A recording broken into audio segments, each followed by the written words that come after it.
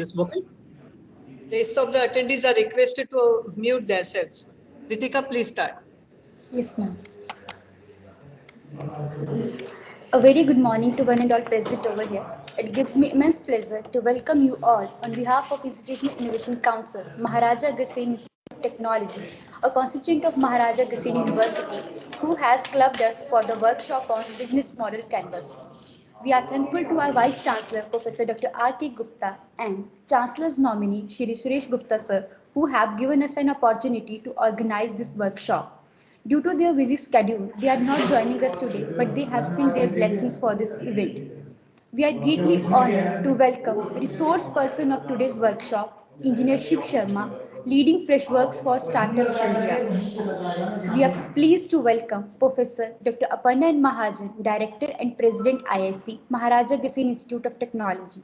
Also, I am deeply grateful to welcome directors of different schools, coordinators of different schools for this event, faculty members, research scholars, and dear students for the privilege of their company in this session. We all know that developing a new business idea or improving on an existing one is one of the tasks that involve making changes in several departments.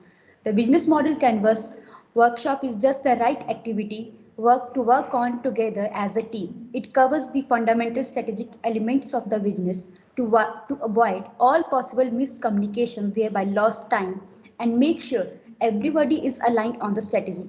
We have also taken a leap forward in this direction by organizing today's session, which would focus on business models. To proceed further, I would like to invite Professor Dr. Aparna Mahajan, Director and President IIC, Maharaja Agresini Institute of Technology, for the welcome address. Ma'am, please. Thank you, Ritika, ma'am. Good morning to all. Expressing my extreme gratitude towards our Honorable Vice Chancellor, Sir Professor R.K. Gupta, Chancellor's nominee Sri Suresh Gupta, sir, will proceed for the first event in Q3 of IIC 4.2. And I welcome my student, a very genius person, Shiva Sharma, on the occasion of this IIC 4.0 and acknowledge his presence with high gratitude, being second time available for our queries. The attendees, just I want to acknowledge that, I want to just mention that this idea of proceeding towards this business model canvas being a IIC 4.0 activity is that all of us know that we have opened a newly incubation center in your university. We are having a few events and starting a new startups. There are a number of queries in students' mind, including the faculty members as well, at a very scratch and raw level. So the basic purpose of this event is that Shiva, being in this particular domain, will be able to answer our queries and highlight a few domains wherein our students can proceed further. So without taking much of your time and thanking my IIC team as well and all the attendees, I will stop here. Thank you all with a warm welcome. Over to you, Ritika. Thank you, ma'am. Thank you so much. Moving forward, we have among us Engineer Shiv Sharma, leading Freshworks for Startups program. He is a creative professional working towards nurturing the startup ecosystem. He has been closely working with entrepreneurs and professionals to build businesses by providing the necessary mentoring and networking opportunities and organizing effective events for the last 8+ years. He is an active player in seeking partnership with the leading brands across the country to get the best of deals to support the community in the best possible ways.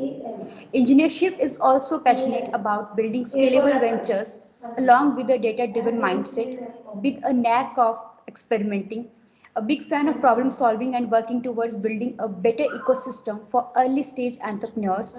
Shiva also works closely with investors to help connect them with the potential startups, providing them access to the talent pool.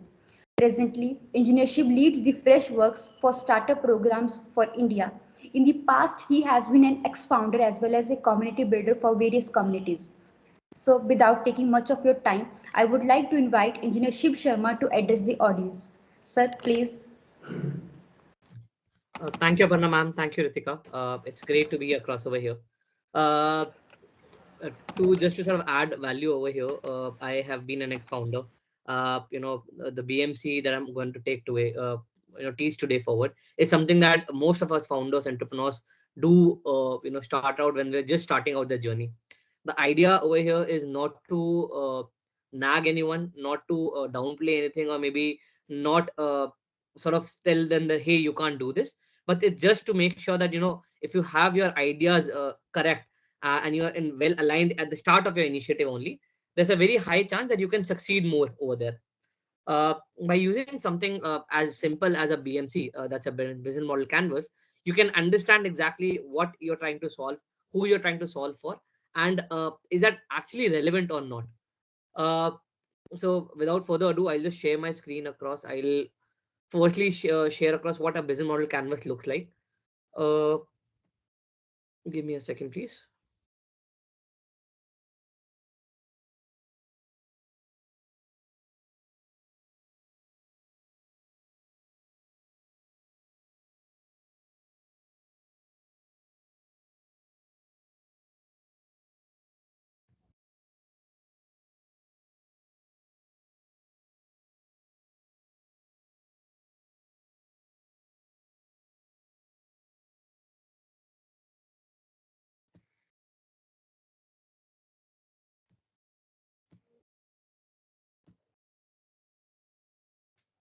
Okay, is my screen visible to everyone?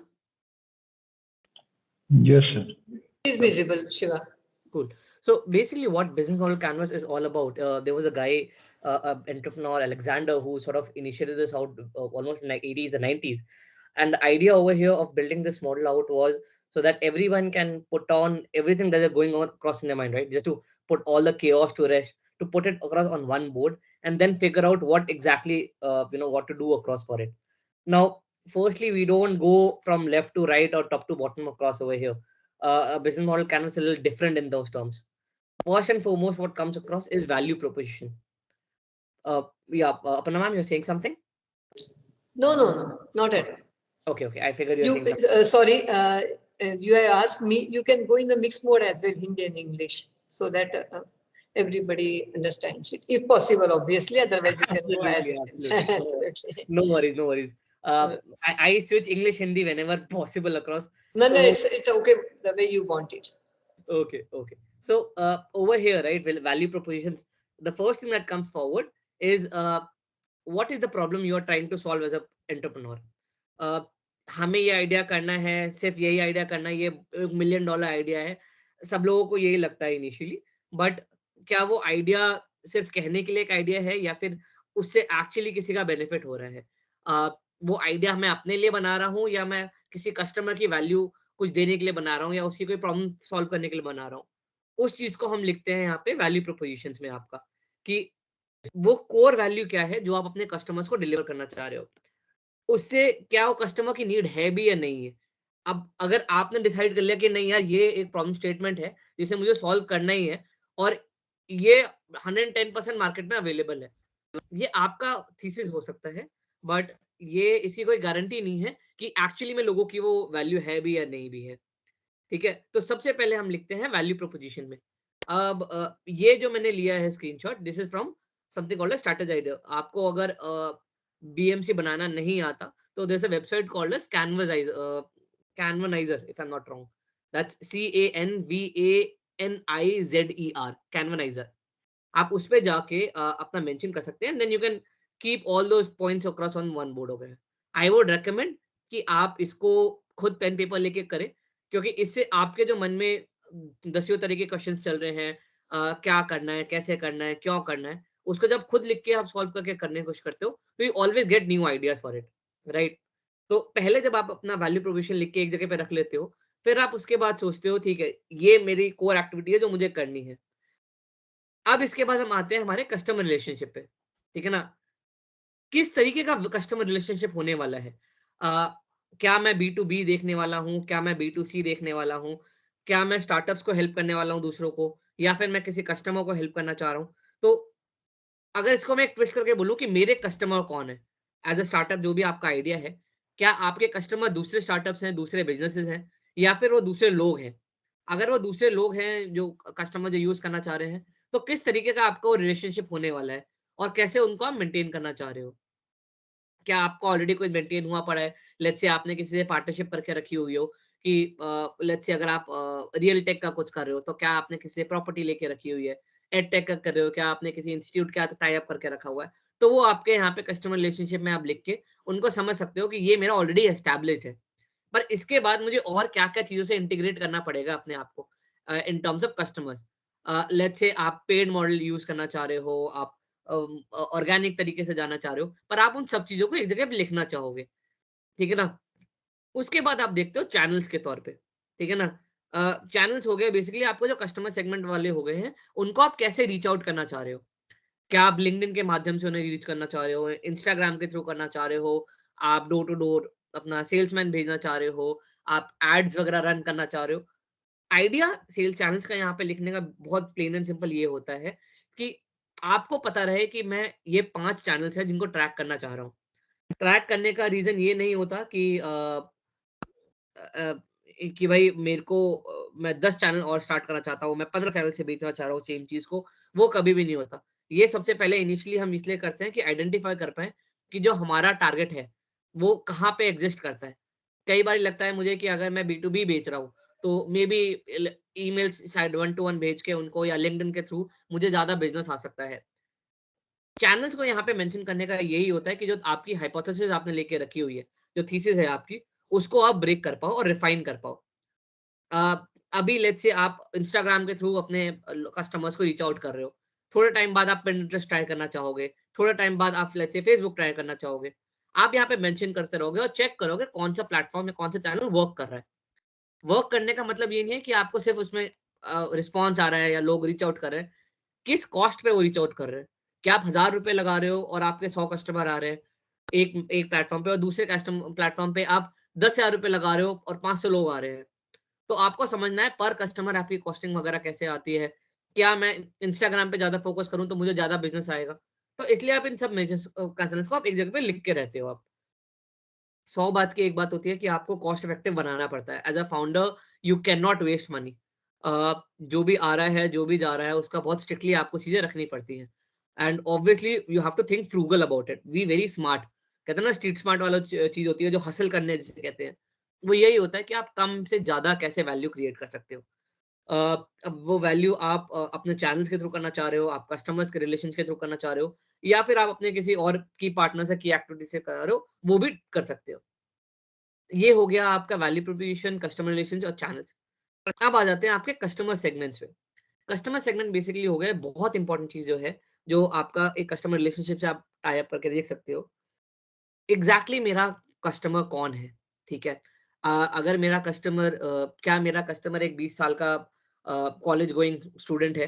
क्या मेरा customer एक working professional है जो 25 से 30-35 साल का है? तो आप अलग-अलग पर्सोनास अपने क्रिएट करते हो। इस पर्सोना से बेसिकली आपका मतलब ये होता है कि अ, क्या एज हो सकती है, वो मेल हो सकते हैं, फीमेल हो सकते हैं, उनकी चॉइसेस क्या हो सकती हैं, वो किस तरीके का फ़ोन यूज़ करते हैं, एंड्रॉइड है, आईओएस है। जब आप अपने आगे चल के एड्स वगैरह रन करते हो, तो आप देखते हो कि एड्स को आप कितना रिफाइन कर सकते हो। You can go as deep as कि भाई उस व्यक्ति की चॉइसेस कैसी हैं, इंटरेस्ट कैसे हैं। जो व्यक्ति लेट्स से कोई एक एक्स-वाई-ज़ेड पेज है, जिसका आपके पास एक्सेस है, वो अगर उस पेज को लाइक करता है, तो वो आपका कस्टमर हो सकता है या वो इस तरीके का वीडियोज़ देखता है, तो वो आपका कस्टमर हो सकता है। ये आपको सब चीज़ें बहुत ज़रूरी है क्योंकि at the end of the day अगर आप अपने कस्टमर चाहे वो बिज़नेस हो या फिर वैसे दूसरा कोई कस्टमर हो, अगर आप उसको ही नहीं समझ रहे, तो धंधा करने का कोई फ़ायदा नहीं है, ऑनेस्टली स्पीकिंग। आप अपनी तरफ से वैल्यू प्रोडक्ट क्रिएट करते रहो, टेक बहुत अच्छी बना लो। कस्टमर को कई बारी वो टेक समझ में आती ही नहीं है, ठीक है ना? अ, उनको बाय प्रोडक्ट समझ में आता है कि उस टेक से थ्रू क्या हो रहा है। आप अभी भी किसी भी एग्रीगेटर पे जाओ, आपको वो सजेशन दे देता है कि आपके प्रीवियस सर्चेज़ के हिसाब से आप शायद ये 4 चीज़ें सर्च करना चाहोगे। या फिर आपने सर्च बॉट लिखा और आपने कहा आपके प्रीवियस उसके सर्चेज़ के हिसाब से शायद ये 3 चीज़ें हैं जो आप करना चाहोगे कि 5 से 8,000 का कमरा देखना चाह रहे हो आप लेट्स से फॉर एग्ज़ाम्पल आप एमिक में ट्रिप वगैरह देख रहे हो। आप 4 या 5 स्टार प्रॉपर्टी पे ही रहते हो पहले। तो एआई, एमएल वगैरह या फिर प्रीवियस इन्फॉर्मेशन लेते हुए आप टेक बहुत अच्छी बना सकते हो।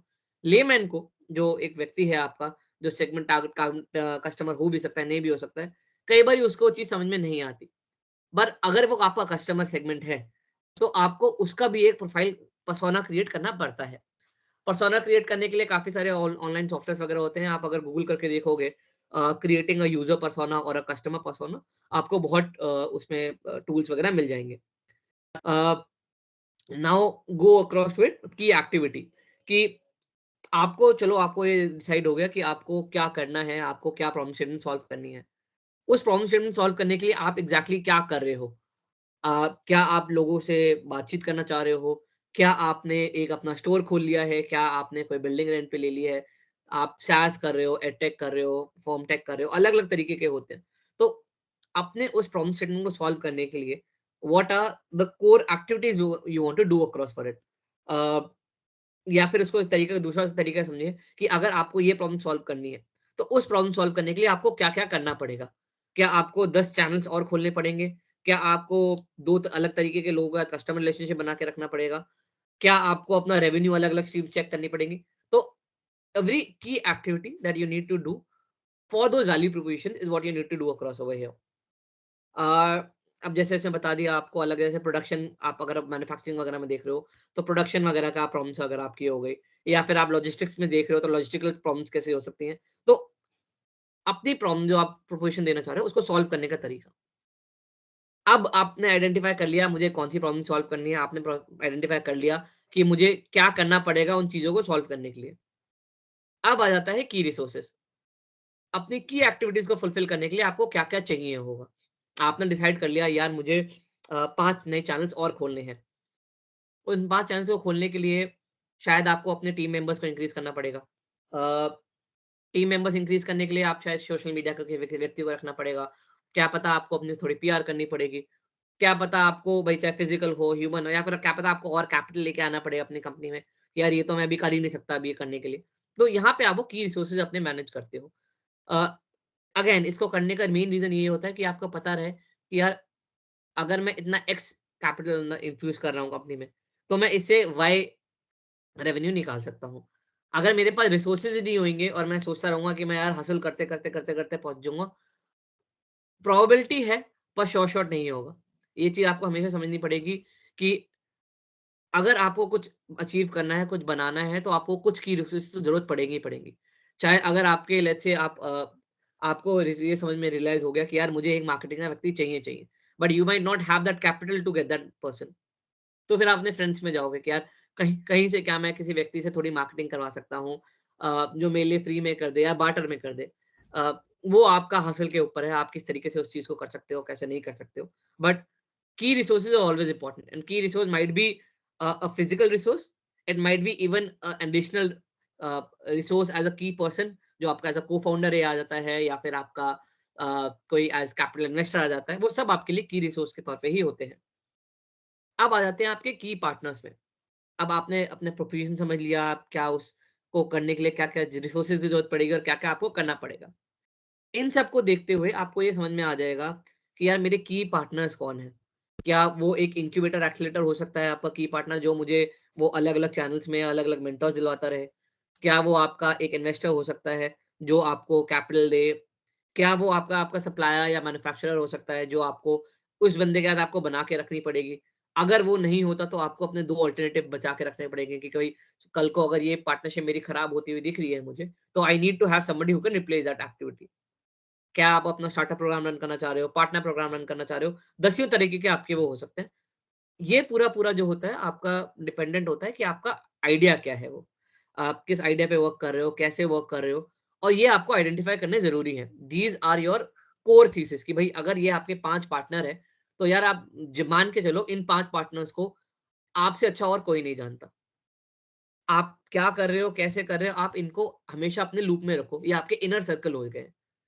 आप कितना बताना चाहते हैं, नहीं बताना चाहते, वो आपके ऊपर है, but these are your inner circle. यानी अगर जैसे कहते हैं टर्मिनोलॉजी में आपका जो मोट होता है, जो बफर होता है आपका, कि जब मोट इज़ समथिंग जो आपका कैसल के चारों ओर पानी की एक गड्ढा खोद के रख देते हैं, जिससे कोई आक्रमण कर रहा हो, तो वो मोट आपको हमेशा बचाता है। तो दीज़ की पार्टनर्स आर योर मोट। कल को अगर लेट्स से कोई नई लहर आ जाती है फॉर एग्जांपल के तौर पे, या फिर मार्केट बहुत खराब हो जाती है, आपने जो इतना कुछ बिल्ड करके रखा होता है that is not working. So these are your key partners who will help you survive that period. So you have to be very confident and sure who are you making these key partners are. Again this is all internal, आप किसी और को आगे नहीं बता रहे हो, ये आपके अंडरस्टैंडिंग के लिए होता है, पर आपको ये चीज पता होनी चाहिए हमेशा। अब आ जाते हैं हम जो सबसे इंपॉर्टेंट चीजें होती हैं, यानी सबसे तो बहुत इंपॉर्टेंट क्या, पर जो एक मेक और ब्रेक प्रोफेशन हो जाती है एक स्टार्टअप के लिए, उसका कॉस्ट स्ट्रक्चर और उसकी revenue streams. You always if you already invested, यानी अगर आपने इन्वेस्टमेंट लेके रखी हुई है, तो कई जगह पे आपको देखा होगा कि कई बार पैसे कमाने के लिए पैसा बर्न करना पड़ता है। चाहे वो आपका मार्केटिंग के लिए बर्न कर रहा हो, आप प्रोडक्ट के लिए बर्न कर रहा हो। तो यूजली जो वेंचर कैपिटल फर्म, जो इन्वेस्टेड स्टार्टअप्स होते हैं, उसमें आप देखेंगे कि उनका रेवेन्यू कम होगा पर कॉस्ट स्ट्रक्चर बहुत ज्यादा होता है at case when you are just starting out, right. ये आपकी सबसे पहली डे जीरो की एक्सपेरिमेंट होती है कि आप अपना खर्चे को कम रखो और रेवेन्यू को बढ़ाओ। मेरे मेंटर हैं जिनसे मैं बहुत बातचीत वगैरह करता हूँ, उन्होंने एक बहुत अच्छी बात बोली थी कि यार आप अपने खर्चे को कभी कम नहीं कर सकते हो। The only thing you can do is कि अपने रेवेन्यूज को बढ़ाते रहो।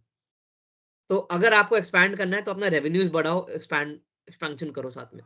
आप जहां पे ये सोचने पे बैठ जाओगे कि यार चलो अच्छा यहाँ पे 10 पैसे और बचा लिए, 10 रुपए और बचा लिए, तो आप वैल्यू प्रोवाइड नहीं कर पाओगे। इससे अच्छा ये सोचो कि यार इतना तो एफर्ट कर ही रहे हैं ना, इससे मैं और रेवेन्यू कैसे क्रिएट कर सकता हूँ। कॉस्ट स्ट्रक्चर में अब आपने एज अ को-फाउंडर आप सैलरी ले रहे हो, आपने किसी टीम को हायर करा है, उसकी सैलरी हो गई, आपने कोई रियल एस्टेट की जगह ली हुई है, मैन्युफैक्चरिंग का प्लांट डाल के रखा हुआ है। हर चीज़ के पीछे एक आपका कॉस्ट स्ट्रक्चर अटैच्ड होता है और उसी कॉस्ट स्ट्रक्चर के लिए करने में आप जो प्रोडक्ट बना रहे हो या सर्विसेज प्रोवाइड कर रहे हो, उसी के साथ आपकी फिर रेवेन्यूज़ हो जाती हैं। अ, अब रेवेन्यू को देखने का 2-3 अलग-अलग तरीके होते हैं। एक हो गया कि जो आपकी एक्सपेक्टेशन है कि यार इस प्रोडक्ट के लिए एटलीस्ट ये बंदा इतना तो स्पेंड करेगा ही करेगा। एट टाइम्स वो थीसिस होती है और वो ओवर टाइम चेंज होती रहती है। कई बारी लोग प्रोडक्ट स्टार्ट करते हैं लेट्स से 200-250 में, और वो कम होते ऑप्टिमाइज़ होते हुए 70-80-100 रुपए पे भी आ जाती है। कई बारी कुछ चीज़ होती है जो आपने 100 रुपए पे स्टार्ट करते हैं बट इतनी ज़्यादा ह्यूज डिमांड हो जाती है कि वो प्राइस 200, 250, 500 पे भी पहुँच जाती है। तो इनिशियली रेवेन्यू जो भी आपका आ रहा है वो आपका प्रोडक्ट के थ्रू जो आ रहा है, that is not what you expect the money out of it, but what customers are willing to pay for it. ये बहुत इंपॉर्टेंट चीज़ है समझने के, और बहुत बहुत बड़ा डिफरेंस आ जाता है। उसके बाद रेवेन्यू के तौर पे आपको, अगर आपके पार्टनर्स हैं, जैसे आप बी टू बी कर रहे हो, तो वो आपको कितना दे रहे हैं, किस हिसाब से देते हैं, वो मंथली देते हैं, एनुअल देते हैं, क्वार्टरली देते हैं, तो आपको उसके भी अपने फिर रेवेन्यू स्ट्रीम्स वगैरह निकाल के रखनी पड़ती है। ऑल्सो आपकी जो अलग-अलग स्ट्रीम चल रही है, जैसे आपको एड्स के लीड जनरेशन के थ्रू आपको अलग पैसा आ रहा है, आपको डायरेक्ट सेल से अलग आ रहा है, एफिलिएट नेटवर्क से आपका अलग आ रहा है। हमेशा आप इसको अलग-अलग टैंडम में रखते हो। अगेन ये डे 0 पे आपका नहीं होगा, पर आपको आइडेंटिफाई करना बहुत ज़रूरी होता है कि मैं किस इस तरीके से रेवेन्यू क्रिएट करूँगा अपना। अगर यही क्रिएट ना हो और आप सिर्फ प्रोडक्ट बनाने में लगे हुए हो, पर आप ये नहीं सोच रहे हो किस तरीके से रेवेन्यू क्रिएट होगा, तो it is very important over here कि यार इस लूप से ना बाहर निकलो आप। आइडिया बनाना अच्छी बात है, पूरा उस पे लग जाना अच्छी बात है, पर अगर एक ऐसी प्रोडक्ट या ऐसी सर्विस आप प्रोवाइड कर रहे हो, जो कोई खरीदना ही नहीं चाहता या कोई उसकी डिमांड ही नहीं है मार्केट में, तो उसको करने का कोई लॉजिक नहीं बनता। आपके पास अगर बहुत पैसा रखा हुआ हो, जो आप एक्सपेरिमेंट करके उसमें देखना चाह रहे हो, तो एक्सपेरिमेंटेशन की भी फिर लिमिट बाँध दो, कि मैं 3 महीने तक इस आइडिया पे वर्क कर रहा हूँ, 6 महीने तक इस आइडिया पे वर्क कर रहा हूँ, साल भर तक आइडिया पे वर्क कर रहा हूँ। अगर मुझे वो रेवेन्यू आता हुआ नहीं दिख रहा या फिर मुझे उसकी डिमांड नहीं दिख रही, तो don't feel any shame in it, just pivot the idea. क्यों? क्योंकि सेम चीज़ में आप करते रहो और कोई आपका रेवेन्यू निकल के नहीं आ रहा हो, खर्चे आपके बढ़ रहे हो, तो that's a sure way of the startup to fail. तो ये होता है इन शॉर्ट जो आपका होता है business model canvas. Uh, just give me 1 second now. Okay, तो अभी तक हमने समझा है कि एग्जैक्टली बिजनेस मॉडल कैनवस क्या होता है, कैसे करना होता है और उसमें क्या-क्या चीज़ें इंपॉर्टेंट होती है। अब अगर as a company, as a startup बात करूँ आपको भाई एग्जैक्टली क्या-क्या करना पड़ेगा, how do you are starting out, right? तो सबसे पहली चीज़ जो इंपॉर्टेंट होती है वो होती है after doing all of this, आपने बिजनेस मॉडल कैनवस पे अपना क्या आइडिया है, कैसे करना है, उन सब चीज़ों को एक जगह डाउन कर लिया। उसके बाद आपको जो सेकंड चीज़ आती है वो आती है मार्केट एनालिसिस। अ, अब मार्केट एनालिसिस क्या होता है बेसिकली कि ठीक है यार, आपने ये कर रहे हो ये अच्छी बात है। बाकी लोग क्या कर रहे हैं? वो कैसे कर रहे हैं? कैसे बेच रहे हैं उस चीज़ को? क्या जो आइडिया आपका है वो 10 लोग और भी कर रहे हैं? अगर 10 लोग और कर रहे हैं तो किस तरह से कर रहे हैं? और आप उसको अलग तरीके से कैसे कर सकते हो? तो ये पूरा आपका मार्केट एनालिसिस में आता है। फिर आपका कॉम्पिटिटर एनालिसिस भी होता है इसमें। कॉम्पिटिटर क्या कर रहा है? कैसे कर रहा है? आप उसको डिफरेंट कैसे कर सकते हो? फिर आता है जो मेन चीज़ होती है वो है आपका product. Product is the champion यार, उससे बड़ा और कुछ नहीं होता। अगर आप चाहे कितनी अच्छी मार्केटिंग कर दो, कितना उस पर मनी स्पेंड कर दो, और आपका प्रोडक्ट में अगर दम नहीं हो, तो at some point in time people will realise that customer जो पैसा दे रहा है उसको इतनी समझ होती है। तो प्रोडक्ट पे आप जब आते हो तो प्रोडक्ट पे आप देखोगे कि क्या आप कर रहे हो, कैसे बेच रहे हो, how are you gonna design it, ठीक है ना, how is it cost effective और not, to be very honest. अगर आपको सेम प्रोडक्ट 50 रुपए का मिलता है और आप अपना प्रोडक्ट 70 रुपए में लेके आ रहे हो, 100 रुपए का लेके आ रहे हो, तो आपको देखना पड़ेगा कि यार मेरा टारगेट ऑडियंस जो है, जिसको लेट्स से 50 में खरीदने की आदत लगी हुई है, मेरा प्रोडक्ट प्रीमियम है इसलिए मैं उसे 70 में बेच रहा हूँ, समझ में आता है, पर मेरा प्रोडक्ट 100 का हो रहा है तो सेम कस्टमर शायद खरीदे शायद ना खरीदे। तो इन चीजों को भी आपको अपने प्रोडक्ट में समझना पड़ता है। फिर आता है इंपॉर्टेंट चीज, आपकी जो टीम आप बनाते हो। It's always good to be a solo entrepreneur, आप खुद कर रहे हैं, हर चीज कर रहे हैं, पर एक लिमिट तक ही आप इसको कर सकते हैं। It's always good to have people around you जो आपका सपोर्ट सिस्टम के तौर पे बन सकता है। As a entrepreneur it's a very lonely journey, honestly speaking, ठीक है ना। आप इसमें ये कोई प्राइड वाली बात नहीं है, ठीक है ना। आप जब दिन रात एक ही प्रोडक्ट के लिए बन रहे हो या सर्विस के लिए कर रहे हो, there are times when you need emotional physical support across of each other. तो किसको भी हायर कर रहे हो आप, let's say as a cofounder किसी को रख रहे हो, as a marketing and manager, as a growth manager, as a tech person, आप जिसको भी हायर कर रहे हो, you need to be very sure that आप उस व्यक्ति के साथ, एटलीस्ट जो आपके इनिशियल हायर्स हैं, उनके साथ आपको बहुत कंफर्टेबल होना पड़ेगा, क्योंकि आप शायद उनके साथ दिन रात काम करने की बात कर रहे हो। अगर आप उस व्यक्ति के साथ अपने आइडियाज को शेयर करने में कंफर्टेबल नहीं हो, तो it's gonna be very difficult for you to go it forward. तो किसको हायर कर रहे हो, कितने में हायर कर रहे हो, उसको हायर करके आपका बिज़नेस सस्टेनेबल रहेगा या नहीं रहेगा? क्या उसको हायर करके आपका रनवे जो यूजुअली 10 महीने, साल भर का होना चाहिए, क्या वो आपका रनवे 6 महीने का एकदम से हो रहा है उसे हायर करते? तो आपको काफ़ी चीज़ों को सोचना पड़ता है इस केस में। Uh, okay, coming over to it, फिर टेक्नोलॉजी पे चीज़ें आती हैं, आप क्या टेक्नोलॉजी बना रहे हो, कैसे बना रहे हो, how would it make sense for you? और उसके बाद जो एंड चीज़ होती है वो फाइनेंसिंग वगैरह की होती है कि आपका अ फाइनेंस का आप सीएफओ रखोगे, कितना इनिशियल पैसा आ रहा है, रिकरिंग अमाउंट कितना आ रहा है। काफ़ी सारे टर्मिनोलॉजीज़ उसमें आती हैं, फिर एआरआर, एमआरआर, कि आप मंथली रिकरिंग रेवेन्यू कितना है, एनुअल रेवेन्यू कितना आ रहा है आपका, और उसके साथ-साथ न्यू रेवेन्यू कितना है। तो आप हर महीने, हर क्वार्टर में उसको ट्रैक करोगे। वो बहुत बात की चीज़ आ जाती है, बट ये सब चीज़ें फाइनेंस में देखने की ज़रूरी होती हैं। इनिशियली जब आप स्टार्ट कर रहे हो अपना स्टार्टअप कर रहे हो या फिर आप वो कर रहे हो, तो आपको एक चीज़ जो ज़रूरी एज़ अ लीगल एंटिटी जो बनानी पड़ जाती है, वो है कि आप किस तरीके का पार्टनरशिप रखना चाह रहे हो। क्या आप सोल प्रोप्राइटर रखना चाह रहे हो? क्या एक पार्टनरशिप बनाना चाह रहे हो? एक एलएलपी बनाना चाह रहे हो? या फिर एक प्राइवेट लिमिटेड कंपनी बनाना चाह रहे हो?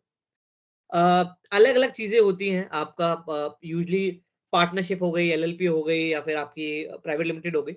आप स्टार्टअप इंडिया के तहत अगर करना चाहते हो, तो अगर डीपीआईटीटी का आपको सर्टिफिकेट चाहिए होता है, तो आपको मेरे हिसाब से आप सोल प्रोप्राइटर नहीं बन सकते। आपको पार्टनरशिप रखनी पड़ेगी, एलएलपी रखनी पड़ेगी या प्राइवेट लिमिटेड रखनी पड़ेगी। अ, काफ़ी अगेन अलग-अलग चीज़ें होती हैं। हर एक के एक बहुत ल लीगल नुएंसेस होते हैं कि आप एलएलपी कर सकते हो तो कैसा रहेगा, क्या रहेगा, कोई पार्टनर लायबल होता है क्या कंपनी के लॉस में, या उसमें तो एलएलपी बन जाती है। तो that is all legal language across for it. Initially ये आपके और आपके को-फाउंडर के बीच की डिस्कशन है।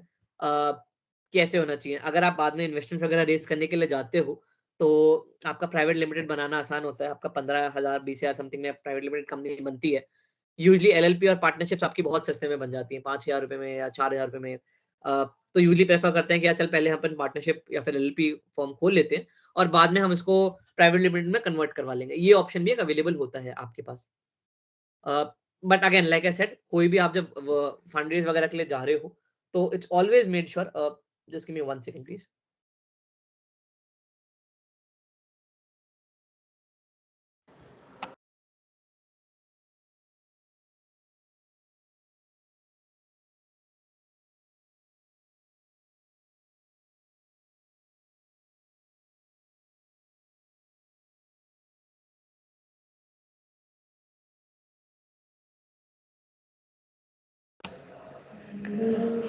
So you are not audible actually. You are Yeah, sharing.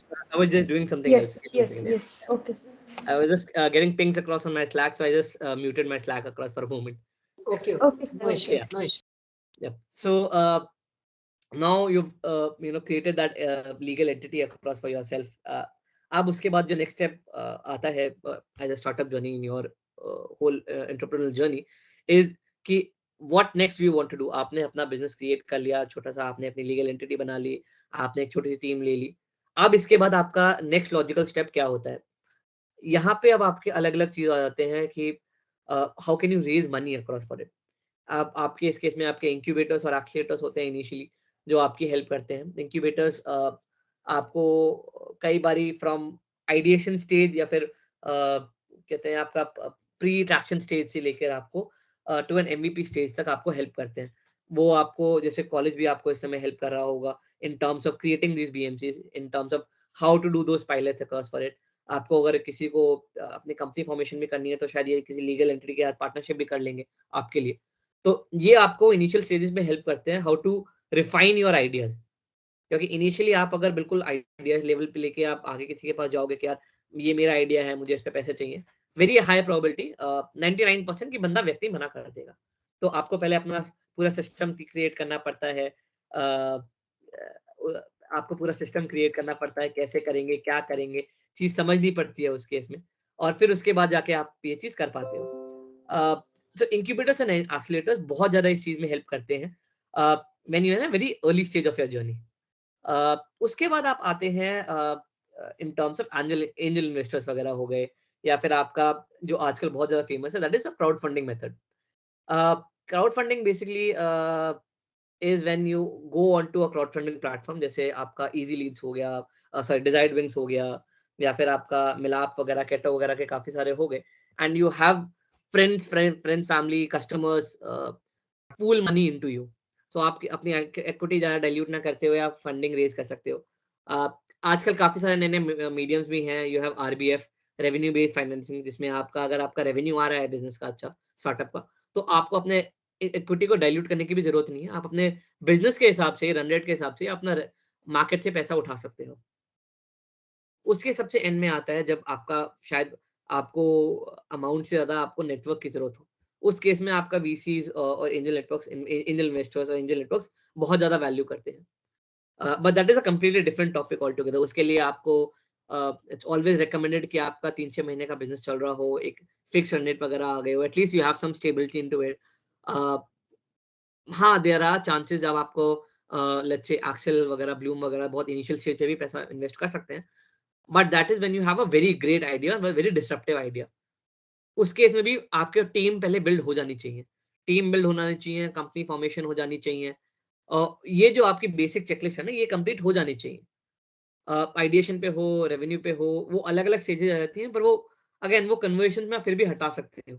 But अगर आपकी ये सब चीजें ही नहीं होंगी, आपने बिजनेस प्लान नहीं बना के रखा हुआ, you don't have a brand name ahead it, let's say आपने अब डोमेन नेम भी हायर नहीं करके रखी फॉर दैट एग्जांपल, क्योंकि आजकल ब्रांड की बहुत ज्यादा वैल्यू होती है, तो आपको वो सब चीजें करके रखनी पड़ती है। देन इट्स ऑलवेज रिकमेंडेड कि आप उसके बाद जाके उनसे बात करो। Now coming over to maybe क्या मैं भूल रहा हूँ, हाँ एक चीज जो बहुत इंपॉर्टेंट है आज के टाइम पे, that will provide a lot of benefits to all startups, is when you are registering your company ना, अपना बिजनेस इनकॉर्पोरेट करने के बाद, do register with startup India. उसके तहत आपको काफी सारे पर्क्स, बेनिफिट्स वगैरह मिलते हैं। आपको एक पर्क्स पेज भी मिलता है जिसमें आपको बहुत सारे पार्टनर्स और इन सर्विस प्रोवाइडर्स के क्रेडिट्स मिल जाते हैं फ्री में यूज करने के लिए। फ्रेशवर्क्स का भी स्टार्टअप प्रोग्राम है, उसमें भी क्रेडिट्स मिलते हैं आपको $10,000 अराउंड। AWS के क्रेडिट्स मिल जाते हैं। तो आपको क्लाउड वेबसाइट्स वगैरह बनानी है, तो वो इनिशियली एज अ फाउंडर वो स्टार्टअप इंडिया या फिर अलग अलग ऑर्गेनाइजेशन की तरफ से आपको एक हेल्प हो जाती है कि यार आप इस चीज को यूज करो। इनिशियली जब आप अडॉप्ट कर रहे हो नया टेक्नोलॉजी स्टैक, तो आपको पैसे खर्च ना करने पड़े उस केस में। You are able to work on it own, 3-6 महीने, साल भर आप उस पर वर्क कर पाओ, और अगर आप उसके थ्रू स्केल कर पा रहे हो, then you keep on playing for it. अगर नहीं हो वर्क पर तो कोई दिक्कत नहीं, but idea behind every any programme, चाहे कोई भी स्टार्टअप प्रोग्राम हो या फिर कोई भी पार्टनर हो जो आपको अपने क्रेडिट दे रहा है, वो यही होता है कि they want startups to adapt to those tools and technology, and if possible they grow along with them. It might work for you, it might not work for you, उसमें कोई इशू नहीं होता, बट आपको अपने use cases पता होने चाहिए कि यार मेरी ये प्रॉब्लम स्टेटमेंट है और इन टूल्स के साथ मैं ये सॉल्व करना चाह रहा हूँ। Again coming back to it, कि आप स्टार्टअप इंडिया से अपना रजिस्टर हो जाओ, DPIITT से अपना रजिस्ट्रेशन वगैरह ले लो।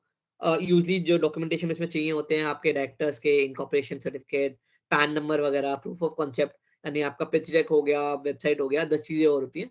And then you have those, उसके करने के बाद आपको एक नंबर मिल जाता है कि यार you have been part of ना स्टार्टअप इंडिया प्रोग्राम नाउ। अब उस केस से आपको नॉट अ वेरी आई से बहुत ज्यादा वैल्यू नहीं, पर बहुत छोटी न्यूएंसेस जो होती हैं आपकी सर्विसेज अलग मिल जाती हैं आपको। आप पेटेंट वगैरह करवाने जा रहे हो तो आपको जरा सा एक वैल्यू एड और मिल जाता है।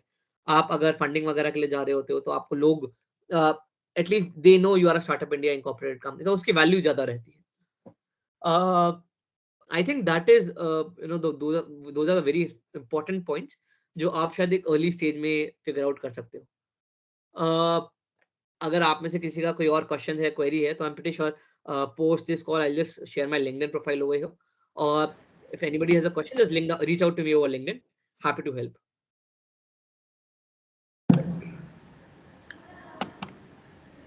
Thank you, sir. Thank you so much for this wonderful session. I hope it will be very fruitful and encouraging for each one of us, and we will definitely act upon your words. Now, I would like to invite Engineer Mamta to ask the queries. Mamta ma'am, please. Thank you so much, Ritika ma'am. First of all, a very good afternoon to all of you, and thank you so much, Shiv sir, for sharing your experiences with us. It was a wonderful session. Sir, there are some questions from students, and on behalf of students, I will ask those questions. So our first question is, what are the practical steps of ideation in business model canvas? Okay. So when you talk about the practical steps across, right, it's very important to understand that first comes your thesis across for it. कि यार मेरा ये idea है, मैं you pen down. I'll be very honest. I'm a champion of pen and paper. आप ये सोच के रखो कि मैंने दिमाग में सोच के रखी हुई है सारी चीजें, मुझे पता है, वो मत करो। लिख के रखो, कोई चीज सॉल्व हो रही है तो उसे करो, नहीं हो रही तो उसे काट के अगले स्टेप पे जाओ। तो सबसे पहले when you are in an ideation stage, right, सारे जो आपके आइडियाज हैं उनको एक बकेट में बना के रखो कि यार मेरे को ये प्रॉब्लम सॉल्व करनी है, मुझे ये प्रॉब्लम सॉल्व करनी है, मैं ये भी करना चाहता हूँ। उसके बाद अपना देखो कि आपके पास रिसोर्सेज क्या क्या अवेलेबल है, आपके पास टाइम कितना अवेलेबल है, आप कितना हर आइडिया को दे सकते हो। अगर टाइम कम है तो रिफाइन करो कि यार शायद उन 10 आइडिया में से 3 आइडिया हैं, या फिर लेट्स से टॉप 2 आइडिया हैं जिसको मुझे लगता है कि बहुत ज्यादा इंपॉर्टेंट हो सकते हैं ये, और ये इसमें मैं अपना मैक्सिमम टाइम लगाना चाहता हूँ। तो आप उस आइडियाज को रिफाइन करने के बाद उन 2 आइडियाज पे पिवट पहले करो एक pilot version. Pilot version usually हो गया, लेट्स से अगर आप एक एडटेक आइडिया है आपका, यार आपको कुछ एडटेक में रेवोल्यूशन करना है, तो आप थोड़ा सा अमाउंट स्पेंड करो और उसके ऊपर या तो कोई लैंडिंग पेज बना के आप 5,000 10,000 लोगों में उसको भेजो और उस पर रिस्पॉन्स देखो लोगों को कैसे आ रहा है, क्या लोग उसको रिएक्ट कर रहे हैं उस आइडिया के लिए, क्या लोगों को लग रहा है हाँ that's a pain point for them, क्या उनको लग रहा है they will be happy to pay to get that problem solve. इस तरीके से आप अपने आइडिया को वैलिडेट करते हो। वैलिडेशन करने के 10 और तरीके हैं डिपेंडिंग ऑन कि आपका आइडिया क्या है। लाइक आई सेड, अगर आपका आइडिया है मैन्युफैक्चरिंग रिलेटेड, राइट, कि आपको एक ऐसा प्रोडक्ट बनाना चाह रहे हो लेट्स से जो किसी फार्मर की प्रॉब्लम सॉल्व कर रहा है, तो आपको फिर फिजिकली जाके या फिर फोन पे उन फार्मर से बात करनी पड़ेगी कि यार ओके मैं इस तरीके का अगर आपको आइडिया प्रोवाइड कर सकता हूँ तो will you be happy to pay for it. Problem solve करना इज ऑलवेज गुड, बट अगर आप उस प्रॉब्लम के साथ अगर रेवेन्यू क्रिएट नहीं कर पा रहे हो तो आप उसको एज अ स्टार्टअप या फिर एक इन्वेस्टेबल स्टार्टअप नहीं चला पाओगे। आपको उस चीज समझनी पड़ेगी कि रेवेन्यू कहीं ना कहीं से आना पड़ेगा। कंप्लीटली ओके कि अगर आप चीज 2 रुपए की बना रहे हो और आप उसे 2 रुपए की ही बेचो, वो कंप्लीटली आपकी चॉइस है। लेकिन आप 2 रुपए की बना के 1 रुपए की बेच रहे हो, वो बिजनेस सेंस में कहीं पे फिट नहीं बैठेगा। तो अपना आइडिएशन के टाइम पे आपको एक चीज समझ में आनी चाहिए कि ये आइडियाज पे ये वैलिडेशन मेरी हो गई। 2 आइडियाज में जोन सा वैलिडेट हुआ, उसके ऊपर फिर आप जाके अपना पूरा बीएमसी वगैरह बनाओगे, करोगे, उस पे देखोगे और इसमें और क्या-क्या चीजें कर सकता हूँ। एक चीज जो सबसे इम्पोर्टेंट है, I think all of you students are very lucky at this point time कि आपको एक ये सपोर्ट सिस्टम मिल रहा है अपने कॉलेज की तरफ से ही। आप अपने टीचर्स को रीच आउट करिए, उनसे पूछिए कि अच्छा ये मेरा आइडिया है, मैं ये की पार्टनर्स का सोच रहा हूँ। They will be able to help you out in a better way. वो शायद आपको 2-3 और रेवेन्यू स्ट्रीम्स के बारे में बता सकते हैं कि यार आपने इस स्ट्रीम के बारे में सोचा ही नहीं, आपने शायद इस आइडिया में इस एंगल के बारे में सोचा ही नहीं। कई बारी क्योंकि हम एज अ फाउंडर बहुत ज्यादा अपने आइडिया के लिए डेडिकेटेड होते हैं या फिर बहुत ज्यादा फोकस्ड होते हैं, शायद हम बिल्कुल सीधा उस आइडिया की ओर ही देखते हैं और हम उसके आइडिया के पेरिफेरी को समझ नहीं पाते सही से। तो हमारे पास जो लोग हैं, सीनियर्स हैं, टीचर्स हैं, इट्स ऑलवेज बेटर कि हम उनसे उनका एक्सपीरियंस लेते रहे। As a founder, as an entrepreneur again, right, there is no shame in asking. कभी पूछो, मुंह फट होके पूछो यार, ठीक है ना, जहां से इंफॉर्मेशन नॉलेज मिल रही है वहां से कैप्चर करो। अपना ही भला होगा अगर आइडिया, लेट्स से वैलिडेशन जो 3 महीने बाद हो सकती है वो आज हो जाए, या फिर कुछ ऐसी चीज पता चल जाए कि यार ये तो डुएबल ही नहीं है। तो लाइफ के 3 महीने बचाना is very much important. Mamta ma'am, next question, please. Yes, sir. And our next question is, what are the simple ways to finalize the ideas apart from feasibility in business model canvas? तो I think मैंने इसको इसी question में answer कर दिया है कि आप पहले उसको पायलट करके एक्सपेरिमेंट करके देखिए, which is working out for you, which is not. Feasibility is always important, इसको हम छोटे में नहीं लेंगे। हम इसको ये भी समझना चाहिए कि यार ये रिसोर्सेज हैं, इस अमाउंट पे होना चाहिए, कॉस्ट स्ट्रक्चर क्या बन रहा है, वो आपको करना ही पड़ेगा। पायलट करके लो कॉस्ट जो होते हैं, आप लेट्स से अगर 5,000 रुपए का नहीं करना चाहते तो आप 7,000 रुपए का अपना पायलट करिए। एक लैंडिंग पेज बनाने में आपको फ्री के काफी सारे टूल्स मिल जाते हैं। लैंडिंग पेज बना के आप लोगों में रीच आउट करिए, again depending on what kind of idea it is, ठीक है ना। लो की तरीके से भी, लो हंगिंग फ्रूट्स के थ्रू जो फ्री के क्रेडिट्स वगैरह मिल रहे हैं उसके यूज करते हुए आप वैलिडेट करवा सकते हैं अपने आइडिया को। इट्स ऑलवेज बेटर कि यार कम खर्चे में वो नॉलेज मिल जाए, या तो वो नॉलेज कोई और दे दे, that's the best way possible, कि अपना खर्चा नहीं हो रहा और आपको ज्ञान दूसरे से पहले ही मिल रहा है। तो किसी दूसरे की गलतियों से सीख लो, तो उससे अच्छा और कुछ नहीं हो सकता लाइफ में, आपको खुद हाथ जलाने नहीं पड़ेंगे अपने। लेकिन आपको जब एक बार सीख मिल गई, आपको वैलिडेशन मिल गई, तो इट्स ऑलवेज इंपॉर्टेंट कि उन आइडियाज को, उन वैलिडेशन को अपने आइडिया में आप इंटीग्रेट करें। अगर आप फीडबैक को कहीं पे यूज नहीं करेंगे तो उस फीडबैक का, उस पूरे स्टेप करने का कोई फायदा नहीं रहता। तो कॉन्टिन्यूस फीडबैक लेते रहिए, आइडिया को रिफाइन करते रहिए, प्रोडक्ट को रिफाइन करते रहिए, अपने रोड मैप्स को रिफाइन करते रहिए। Okay, sir. Thank you, sir. Now another question is there any difference between business model and business plan? Okay, so there's a very minute difference across for it as per me. आप बाकी लोगों से पूछोगे तो कुछ कहेंगे कि नहीं यार सेम ही होता है, ऑलमोस्ट सिमिलर है। पर बिजनेस मॉडल, जो आपका बिजनेस मॉडल कैनवस वगैरह हो गया, that does not only involve कि आप क्या करना चाह रहे हैं उस केस में, बट ऑल्सो इन्वॉल्व आपका कस्टमर कौन है, वो कस्टमर किस तरीके से सोचेगा, आपके की पार्टनर्स कौन है, वो पूरे इकोसिस्टम को एक इन्वॉल्व करके रखता है। बिजनेस प्लान जो यूजली होता है वो आपका फाइनेंशियल बिजनेस प्लान भी हो सकता है। वो यूजली आपका अगले 6 महीने 8 महीने में आप क्या क्या करने वाले हैं, कैसे करने वाले हैं, उस चीज को ज्यादा डिफाइन करता है। That is more excel oriented as per me. उसमें आप अपना 5 अगले 3 साल का, 5 साल का पूरा प्लान बताते हैं, कब कब कैसे कैसे आप एक्सपैंड करना चाह रहे हैं, क्या क्या कैपिटल इन्फ्यूजन उस समय करना चाह रहे हैं। उस केस में आपको ये चीज भी, I think Kunal is on unmute. तो ओके, तो कैसे करना चाह रहे हैं वो चीज को आपको फिगर आउट करना पड़ता है। I think that's about it. Next question please. Okay, thank you, thank you so much, sir. That's it. Students, if you have any queries, you may ask from audience. Okay, thank you so much, sir, and thank you, Ritika ma'am. Over to you. Hi, ma'am. Hi, ma'am. Can I ask question, ma'am? Yes. Good morning, sir. Sorry, good afternoon, sir. Good afternoon. Sir, basically, I would like to know if there is any chance to meet you personally. So, can you please tell me how can I do? I'm actually based out of Delhi, so I'm not sure where you're calling, where you're joining from. I'm in from the terms, same university, sir. oh, you're from Delhi itself. Drop over here. I No, live in South Ex. South Ex Delhi, right? Yeah. Okay. Maybe you can ask for my personal number from Aparna ma'am. I'll not disclose it on a public forum, but आप उनसे direct Sure. 1-to-1 ले लीजिए, and happy to have a discussion here. और Definitely. just as a Thank you, heads up, thank मैं you, sir. सिर्फ Saturday Sundays में available होऊंगा। Monday to Friday are very bad days to meet me. I will call you before I come, sir. Sure, sounds good. Thank you, sir. Thank you so much. Thank you, sir. Thank you, Mamta ma'am, for asking the queries, and thank you, sir, for answering these queries. May I request all coordinators of this event to ask queries?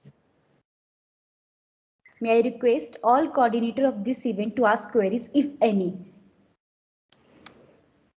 I think no more queries. Just say. Now, I would like to invite Dr. Virat Khanna, Vice President IISc NET, to okay give मैं vote अभी of बताती thanks. हूँ, बस session and हो रहा है, मैं आपको अभी बोलूँ. Virat sir, please. I hope I'm audible, ma'am. Yes, sir, you are audible. So foremost, I would like to give my special thanks to Engineer Shiva Sharma ji for accepting our invitation and giving the valuable inputs on developing the business plan model. I'm sure, sir, that this will help our students to develop the business ideas in a much better way. Then I would like to give my deep regards to our Vice Chancellor, Sir, Professor Dr. R.K. Gupta, and our Chancellor's nominee, Shri Suresh Gupta ji, for their support in conducting all the events. Thanks to Dr. Aparna and Mahajan, Director Mate and President IISc, for her leadership and to conduct all the events under the IISc banner. My special thanks to all the directors of the different school, various coordinators of the event, and faculty members of different school who are present here. Thanks to Ms. Ritika for hosting the event and all the IISc team for organizing this event.